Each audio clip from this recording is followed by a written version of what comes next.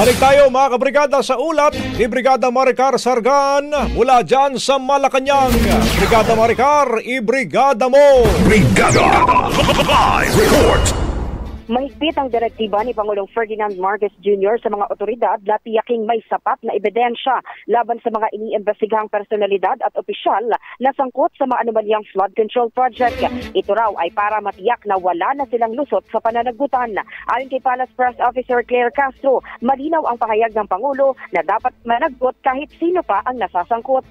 Ang direktiba ay kasunod na rin ang rekomendasyon ng NBI na kasuhan ng indirect bribery at malversation of public funds sina Senator Jinggoy Estrada, Senator Joel Villanueva, ako Bicol Representative Zaldi Co, dating Public Works Undersecretary Roberto Bernardo, dating Bulacan District Engineer Henry Alcantara, at dating Caloocan Representative Mitch Kahayahon Uy. Dagdag pa ni Castro, nais ng Pangulo na maibalik sa taong bayan ang ninakaw na pondo dahil hindi raw sapat na makasuhan lang at makulong ang mga sinasabing sangkot sa mga anomalyang flood control project. Nabatid na ipinag-utos na ng AMLAC ang pag-freeze sa assets na Representative Zaldico at iba pa.